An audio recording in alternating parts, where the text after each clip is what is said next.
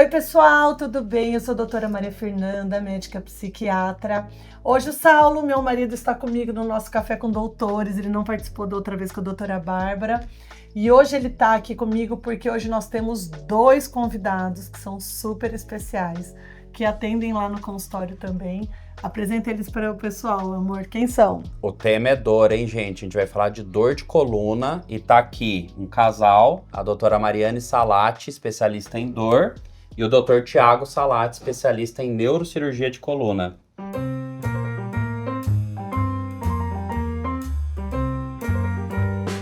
Vocês querem começar se apresentando para o pessoal, né? A formação, a especialidade? Doutora Mariane. Bom, eu sou a Mariane, eu sou especialista em dor, fiz clínica médica, né, como base, e hoje atuo em dor crônica especificamente, e maridão. Mas ela tá sendo modesta, maridão. tá, gente? Ela tem residência médica em clínica médica, intensivismo. Terapia intensiva, fiz 10 anos de UTI. E aí, pós-graduei em cuidados paliativos e tinha um módulo muito legal lá, que era dor, e aí eu Se apaixonou e foi. Fui apaixonando cada vez mais. Boa. Foi instrutor em alguns cursos de bloqueios guiados, né? Legal. Inclusive, a gente vai falar daqui a pouco, né, sobre os bloqueios para dor, né? Talvez você pense agora em casa, dor de coluna, ou tem que operar ou tomar remédio por boca. Tem mais coisas que dá para fazer, a gente já vai explicar. E o doutor Tiago? Obrigado pelo convite, estar aqui com vocês. E, bom, minha formação, eu conheço o Saulo já sabe um pouquinho, né, da minha história. Então, eu fiz medicina na Universidade Federal de São Paulo e lá fiz minha residência também em neurocirurgia. Lá fiz tanto muita cirurgia de crânio, cirurgia de coluna e também os procedimentos de dor, né, tratamento de dor de coluna, tratamento de dor em geral também. E após isso eu fiquei como médico assistente do grupo de cirurgia de coluna. Então hoje eu acompanho os residentes, né, ensino algumas técnicas para eles, né, os residentes de 5º ano. E também desenvolvo na área de pesquisa, né, a gente pesquisa terapia regenerativa de coluna, né, que é um tema que está começando a ficar mais em evidência. E nossos pacientes, né, como a gente sempre trata em conjunto, né, pacientes que muitas vezes não vai precisar de uma cirurgia, a gente indica, né, o tratamento clínico, a gente indica, né, os bloqueios, né, guiados por ultrassom. E para aqueles pacientes que falham, a gente tem, né, sempre os procedimentos cirúrgicos minimamente invasivos, né, que hoje é sempre a primeira opção para o tratamento desses pacientes com dor de coluna. Tô bom. Ou seja, mais um casal combinando, nós estamos aqui, né, tratamos do cérebro, eles tratam da dor, na alegria, na tristeza, na saúde, na dor, é maravilhoso, gente, são todos casais aqui combinando, e a gente quis trazer hoje aqui o tema, que a gente quis falar o quê? Coluna. Quem nunca teve dor na coluna, levanta a mão, gente, é impossível, até meus filhos já tiveram dor na coluna, é uma queixa muito comum, muito frequente, e muito frequente muitas vezes pela má condução que se tem do quadro. Então a gente quis conversar um pouco sobre dor na coluna aqui, porque é algo que eu mesmo já travei, muito. Né, linda? Umas 2, 3 vezes já, então, mais. Né, bem mais. Bem mais. Mas acho que, tem a ver também com o estilo de vida hoje, a gente, senta tudo torto, assiste TV de qualquer jeito, a gente vive corrigindo a Mel, né, das nossas filhas, o jeito que ela senta pra ver TV e tudo mais.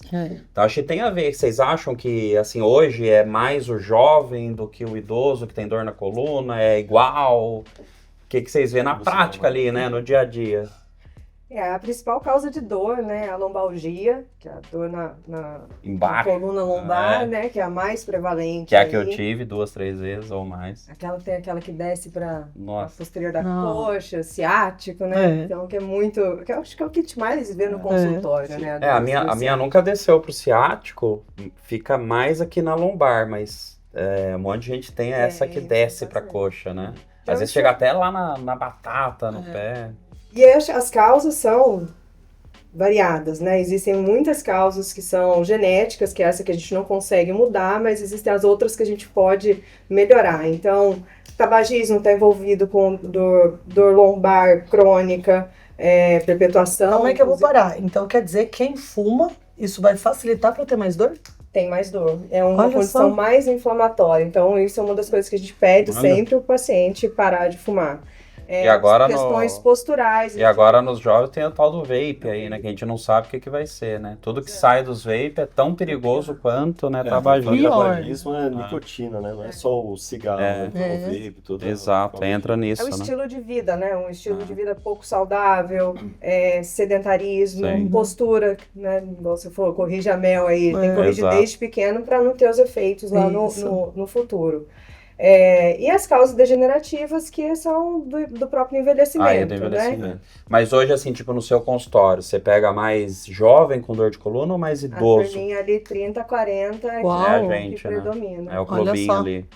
E todo paciente ele fica surpreso quando a gente fala que a maioria das pessoas que têm lombalgia são pacientes jovens mesmo. Então. Porque é que nem tontura, fica muito aqui o negócio, do idoso não. Pô, Não. o pico de incidência comum. hoje de tontura é no adulto jovem, é o que mais a gente vê. Então, é legal trazer isso pra vocês, porque às vezes é assim, não, isso é pra me preocupar com 60, 70 anos, não, é pra preocupar agora, né? Que é até uma coisa que eu queria perguntar pra vocês. Então faz diferença. Se eu com 30, 40, putz, você, quando travou a coluna, você foi lá, fez um monte de remédio na farmácia, não sei o que, se me dopou lá.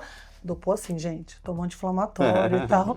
E aí Com supervisão da minha médica. Passou. Pergunta se ele foi buscar um médico para ver a causa e tal. Não foi. Então, assim, faz diferença. Travei a coluna, passou a dor. Ok, vou Vida que segue ou faz ou numa diferença se eu já procuro. Numa primeira crise já vale a pena. Normalmente, uma primeira crise ela vai ser algo isolado, o paciente vai melhorar, vai fazer uso de um remédio anti-inflamatório, analgésico e vai seguir a vida. O que a gente recomenda é que se faça uma consulta, né, com especialistas, principalmente quando a gente tem um quadro recorrente, né, de dor, ou naqueles pacientes que têm uma dor, iniciou uma crise e fica com aquela dor ali persistindo, não naquela intensidade muito alta, mas ali 1, 2, 3 meses, quando o paciente começa a se aproximar daquele diagnóstico de dor crônica. Aí está na hora da gente fazer uma investigação, procurar um especialista. Então, gente, isso é legal. Mas tipo assim, o cara na primeira crise fizer uma ressonância, não vai ter muito valor, né? Então, ó, porque o Dr. Thiago tá falando o risco segundo, travei 2, travei 3 vezes, ou seja, você já pode procurar um especialista. Aí procure o especialista. Mas também tem aquelas questões dos Não, pera. de alarde, né? Pera aí, a Mafer tá esquecendo, eu já procurei, eu já fiz ressonância, o Thiago já viu. Foi o meu especialista. Na quinta, sexta vez ele foi. Tem uns anos, né? Isso aí, uns 4, 5 então. anos, né? É muito comum, né? Filho pequeno, a gente tá sempre descarregando ali. Nossa, um fator de risco importantíssimo. Olha, eles têm 2, a gente tá com 3. Fala aí, meu, carregar a molecada. Isso acho que até vem antes, né? E uma vez a gente pode falar a lombalgia que vem com a gravidez. Né? A gente muda completamente o eixo. Total. A barriga vai pra frente. Não tem posição pra dormir que fica. Dormir sentada, então isso já vem uma lombalgia. Aí a hora que nasce, seu eixo muda de novo. Aí ele só dorme no seu colo, uma coisa tranquila. Amamentando à noite, né? Então tem toda essa questão. E o carregar, né? Aí cresce um pouquinho, levanta do chão, levanta sem usar técnica correta, sem agachar direito, puxa a criança do... Né, mas eu vou falar que é difícil, porque eu sei que tem que usar o músculo da perna, mas é muito difícil. Você vai ali no embalo, no dia a dia, pega e... E por isso que a maior parte das vezes que a gente trava são nas férias, é incrível. Tipo, nossa, mas eu tô de férias, gente, tô tranquilo, tô no resort, mas você pegou mala, você pegou criança quer mais escola, acontece não sei o quê, é diferente, né? Você acaba saindo mais da sua rotina e é aí que não se policia do jeito certo, talvez. Mas você sabe que das vezes que eu travei, umas 2 vezes foi entrando e saindo do carro, entrando assim, boba, né? aí deu aquela puxadinha, aí quando cheguei... Na maioria das vezes é isso mesmo, né? São coisas simples, né? Já tive muito paciente que foi realmente nesse sair do carro, que travou. Às vezes na atividade física, tá praticante de crossfit, que tá muito na moda hoje. Não quer dizer que faça mal pra coluna. Acho tem que tomar cuidado. O sedentarismo faz mal pra coluna, mas assim, praticar atividade física, às vezes sem supervisão, pegar um peso ali sem supervisão, isso também é prejudicial. E lembra aquela amiga da minha turma, ela travou na academia, teve que SAMU, teve que ambulância buscar ela, que ela não conseguia mexer, e ela era um peso que ela pegou diferente ali, uma sobrecarga. E assim, nós vamos ainda falar, vamos ter um outro vídeo só para falar de tratamentos e tudo mais. Mas o que acontece muito, e tem muito risco, né, que é essa questão das pessoas se automedicarem. Mas muita gente deixa de procurar por medo de, vão indicar cirurgia, não quero então. E aí eu queria que vocês falassem um pouquinho. E aí, a grande maioria vai precisar de cirurgia, não vai? É com medicação? Como que é? a imensa maioria dos casos vai ser tratamento clínico, que a gente fala, tratamento conservador, né? Então, uma crise de dor lombar, uma crise de hernia de disco, a gente está falando daquele paciente que pode ter aquele disquinho que deslocou e está ali pinçando um pouco o nervo, está tendo aquela dor na perna, que é a dor que mais incomoda, né, que mais limita. Isso aí pode durar 2 meses, 3 meses, em pacientes assim, num grau que pode variar de acordo com a medicação que você institui. Então, o que quer dizer? Para a gente falar que teve uma falha de tratamento clínico, o paciente vai precisar de uma cirurgia, vai precisar de algum procedimento mais invasivo, na literatura médica, né, que é o que orienta a gente em termos de conduta, a gente está falando de, no mínimo, 4 meses, 6 meses de tratamento. A revisão mais recente pegou pacientes que foram seguidos 1 ano, para você falar que teve falha Para de falar tratamento mesmo clínico. que tem que operar. Sim, só que a gente precisa, né, sempre abrir um parênteses, que a Mariane estava até falando agora há pouco, que são os sinais de alarme. Quando que a gente indica a cirurgia para os pacientes, às vezes, numa primeira consulta? Olha, doutor, estou com essa dor, só que minha perna não está respondendo. Estou com uma perda de força, estou com uma alteração de sensibilidade. Muitas vezes o esfíncter, né, o controle do xixi, do cocô, às vezes pode, é raro, mas pode, né, apresentar, Até afetar. Pode afetar. Então esses casos são casos cirúrgicos que são Aí, de urgência. Sim. Né? Mas a gente está falando que a maioria dos pacientes, né, que vão melhorar o tratamento conservador. Quando que a gente indica? Quando existe falha? A gente pode seguir às vezes até 1 ano fazendo bloqueios, mudando a medicação para a gente falar, olha, realmente não funcionou, vamos para o tratamento cirúrgico. Ah, legal. Então, olha só, gente, né? O Dr. Thiago trouxe aqui alguns sinais de alarme que são importantes da gente se atentar. Caso você apresente, buscar aí, então, marcar logo uma consulta. Então, né? perda de força na perna, perda de sensibilidade, ficar anestesiado ou formigando, e perda de controle de esfíncter. Xixi No ou... caso, o xixi e cocô, assim, quando tem perda de controle, isso é urgência. É urgente. Você nem Já consulta, é você é urgente. pronto-socorro. Nem ambulatório, você vai pro pronto-socorro. Boa. Legal. E aí, para falar que falhou o tratamento clínico, tem que ser um tratamento clínico Bem de realizado. verdade, né? E a gente sabe que a ciência hoje que trata a dor virou até uma especialidade médica, né? E poucos médicos, né, se interessam e são realmente, né, efetivos nessa parte de tratamento da dor, porque envolve um arsenal gigante de remédios, estratégias. Então, né, como que é um tratamento clínico, né, decente, né, para uma dor de coluna, né? Como que começa, né? Como que normalmente é o pontapé inicial ali. Existem... O arsenal terapêutico é enorme, né? A gente pode lançar mão de medicamentos analgésicos, anti-inflamatórios, e esse é um grande problema também, porque eles são muito disponíveis em farmácias. E aí a gente pode ver o abuso de analgésico e tudo mais, a gente fala um pouquinho sobre isso depois. Inclusive, a gente sempre alerta aqui, viu, Mariane, no canal, né? Nunca se automedique, né? É muito perigoso, né? Busca o médico, siga a orientação do seu médico. Isso. E aí tem as terapias tópicas, tem medicações tópicas, existem adesivos, tem calor, né? Às vezes frio ou quente, geralmente para esses casos de lombalgia, o quentinho vai melhor. Associar uma terapia com fisioterapeuta, atividade física sempre, exceto em alguns casos, né, a gente não indica atividade física, né, naquele quadro muito agudo que pode piorar o quadro do Cara, às paciente. vezes tem que ficar de molho um tempo para voltar depois. Acupuntura, massagens, enfim, tem para mas cada agora, caso é um caso. Me chamou a né? atenção calor e frio, eu gosto do banho quente ali quando eu travo e tal, mas então tem isso mesmo do calor Tem, ali. Facilita. Não tem uma evidência falando que um é superior ao outro, vai do conforto. A gente sabe que o frio é melhor naqueles casos traumáticos, mais agudos, mais Pancada. essas lombalgias que geralmente vêm com muita contratura muscular associada, aí o calor relaxa mais as fibras musculares. Legal. E Mas aí se orienta pra pessoa calor ou frio, bolsinha térmica mesmo. Tem essas hoje que vem com ervas, você põe no micro-ondas, ou aquelas que você... Usava muito. Antigamente gel. aquelas bolsas, ou aqueles gelzinhos que vão no micro-ondas, também é fácil. Agora outra dúvida surgiu que você falou, esses emplastros, né? Esse negócio de colar, então tem alguns que ajudam mesmo. Tem, existem. Eu sou fã de terapia tópica, incondicional. Acho que todos os meus pacientes saem com uma prescriçãozinha de algo tópico. E ajuda mesmo. Ajuda. E Eu nos sinto. últimos congressos, cada vez mais tem se falado em terapia tópica. Legal. Então tem com Legal. anestésico, emplastros de lidocaína, os de anti-inflamatório, né? Legal. Que não passam por essa metabolização hepática e dá os efeitos colaterais do anti-inflamatório, né? De sangramento gastrointestinal, gastrite. Tá. Agora chama atenção que esses emplastos aí, você vê que eu sou craque já no assunto, né? Deixa aquele cheiro.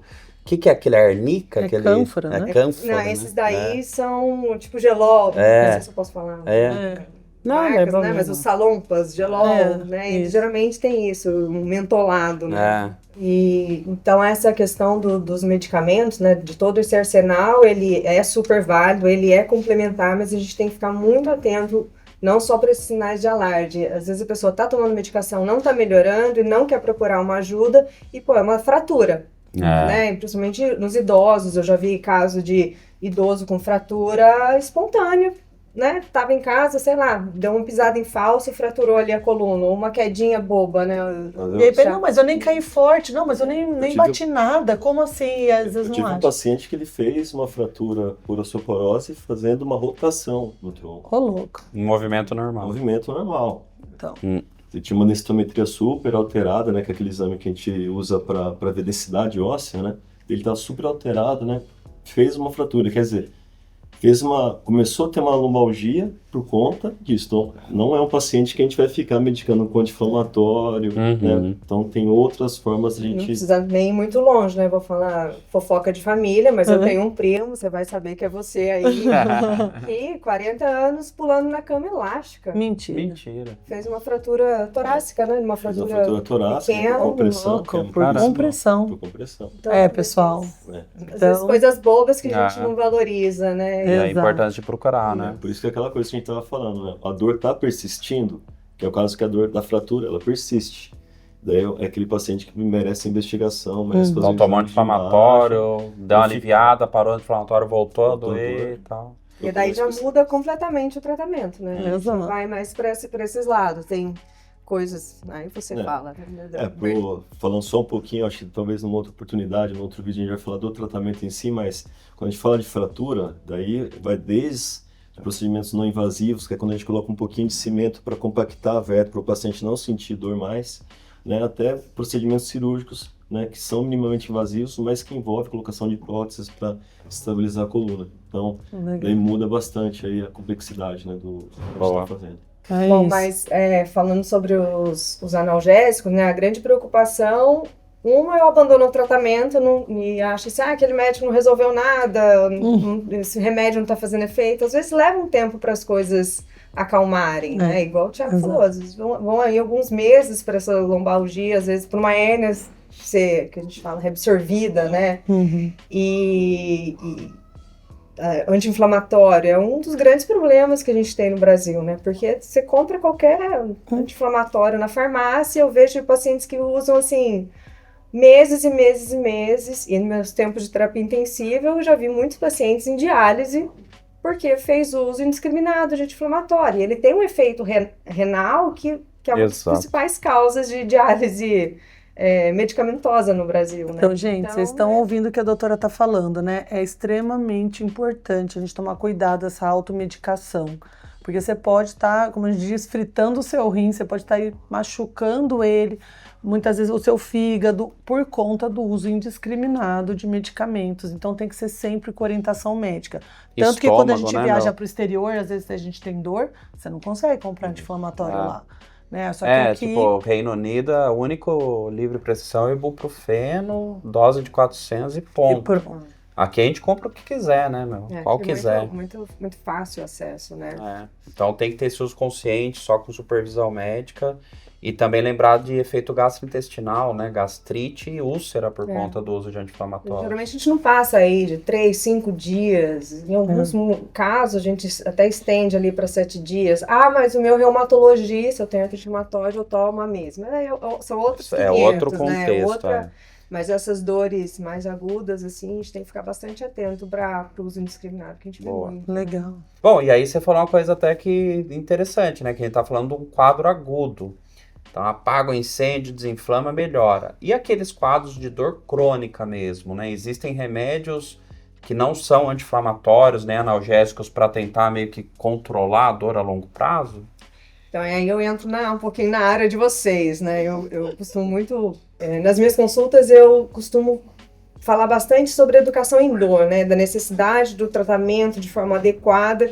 E eu uso muito o exemplo que a nossa cabeça é tipo o sótão de uma casa onde passa toda a fiação, né? Então, quando a gente chega na via da dor crônica, é como se uma faísca pegasse mais fios e tá querendo gerar um incêndio ali. Porque existe uma sensibilização que a gente chama de sensibilização central.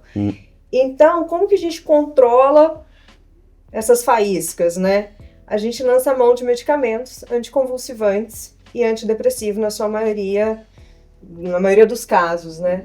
O que é muito estranho, né? Porque você pensa, Exatamente. mas eu não tenho depressão, vou usar pra dor, eu Nunca não tive tenho crise convulsão. convulsiva. E muitos Quantos pacientes não pacientes tomam, param? né? Para É. e falam, não, doutor, eu vi lá que é para depressão, isso aqui, mas não tem depressão. Eu já vi paciente trocar de médico. Falei, não, mas eu não sou depressivo, eu fico achando, tá me tratando de louco, né? Sim. Mas não, né? São efeitos. É igual de pensar na dipirona. A dipirona não trata dor e febre. Boa. Então, um anticonvulsivante ou um antidepressivo, ele trata a convulsão, trata. É aquilo que, para quem sempre acompanha o nosso canal, sabe, na medicina a gente sempre fala muito isso. O mesmo remédio serve para várias doenças. Então, às vezes, o propanolol, a gente dá muito exemplo. Isso. Ele vai tratar arritmia, ele vai tratar hipertensão, ele vai tratar cefaleia, ele vai tratar tremor essencial. Então, a gente usa por uma série de AS, questões. né, que foi inventado para dor em articulação. Hoje é muito usado também como remédio antiagregante para coração, para quem já teve infarto, ou para proteção neurovascular, quem já teve AVC, enfim. Então, não, eles não estão dando achando que no fundo é uma depressão que está causando a sua dor e eu vou mascarar e vou dar esse remédio para o paciente. Não, tem um porquê, tem um mecanismo de ação que justifica, né, E Mar? aí lembrar que não são todos anticonvulsivantes, nem todos antidepressivos. É um grupozinho VIP que foi validado, estudado e que tem benefício nesse sentido. É isso, né? E aí vem um outro desafio, né? Porque não é uma fórmula de bolo, né? Não é aquele remédio serve para todo tipo de dor lombar, para todo tipo de dor crônica, eu vou dar tal anticonvulsivante. Não, existem, por exemplo, neuralgia de trigêmeo é um tipo de anticonvulsivante que vai ser mais eficaz para lombalgia crônica, é um outro. E, de repente, eu vou ter que trocar. De repente, a gente vai fazendo ajustes, aumenta a dose, troca a medicação, troca de classe. E dose também, né? O ajuste fino da dose. Às vezes a pessoa vai ficar bem com uma dose X, outra vai precisar de 3X, 2X, é individualizado, né? A gente fala isso muito da medicina individualizada, né? Então a ciência fala pra gente o caminho e o médico, né? Um médico bom vai te ouvir, vai te escutar, vai eleger o remédio ideal, vai junto com você, né? Conseguir chegar na dose ideal para você ter a melhora. Tudo bem. Não somos substituídos por Yara ainda. Tô pensando nisso. E também tem aquela coisa da dor crônica, ela é cíclica, né? Então a gente vê também muitos pacientes acharem que o tratamento não foi efetivo porque pontualmente, ou de forma até às vezes recorrente, ele tem crises. Né? Mesmo em tratamento, tem agudização. Né? A gente vê, por exemplo, a fibromialgia, né? Que bom exemplo. Também bem na mídia aí, né, com a Lady Gaga, que teve recentemente no Brasil, que é um dos maiores referências da fibromialgia popular. Mas a fibromialgia, você passa por fases de crise. Então, às vezes, alterações emocionais. Mafê tá aqui para falar de alguma coisa, um estresse que aconteceu na vida da pessoa, ela vai ter mais dor, até por conta dessa questão de sensibilização central, né? E isso até é uma dificuldade, né? Às vezes a família já faz aquela cara de novo. Sempre, tá com dor, né? Colocando muito para essa questão, mas é isso, gente. Quem vem primeiro, ovo ou galinha? Muitas vezes, se eu estou num quadro deprimido, se eu tenho um quadro agudizado de psiquiatria, as dores vão piorar. Eu falo, gente, a depressão ela consegue piorar todo o quadro que você já tem doenças pré-existentes. Então, se eu tenho uma queimação, ela pode piorar sua gastrite. Se eu tenho enxaqueca, ela vai piorar sua enxaqueca. Se eu tenho dor muscular, ela vai piorar. Então, ela vai potencializar. Mas não quer dizer que essa pessoa está fingindo, que ela não sente. E da mesma forma, o contrário. Uma pessoa com dor crônica, vivendo... Né, você viveu muito isso com tontura, a pessoa acaba deprimindo. Dor, começa a me privar cada vez mais. Tô numa coisa super legal, pô, a dor tá lá comigo, tô lembrando dela o tempo todo. Isso também favorece para que eu possa evoluir para um quadro de depressão. Então, assim, tá muito interligado, não tem como. Uma das angústias que eu vejo no consultório é aquele paciente que vem, que ele não tem um exame que mostra ali onde está a dor dele, né? Não tem um corte, não tem uma ferida, não tem aquilo muito marcado.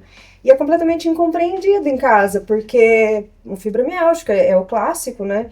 E todo mundo, é frescura, porque não tem nada. Os exames já mostraram que não tem nada. Ou às vezes até médicos falam para o paciente né, que o paciente não tem nada. Mas a dor é real, ela é uma experiência desagradável, tanto física quanto emocional.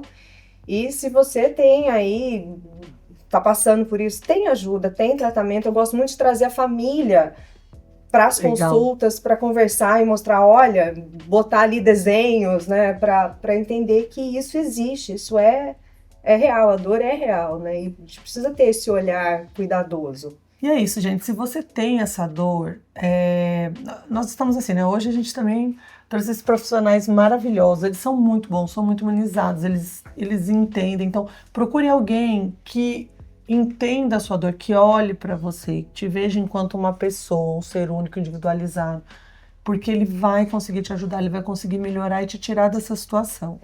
Eu queria super agradecer, tá, a presença de vocês. Nossa, vocês são fantásticos. Gente, para quem não conhece, eles são fantásticos mesmo.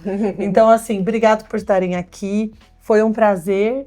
E vai ter mais vídeo com eles, hein? Se você não é seguidor do canal, bem-vindo ao Neurologia e Psiquiatria. Não esquece de seguir.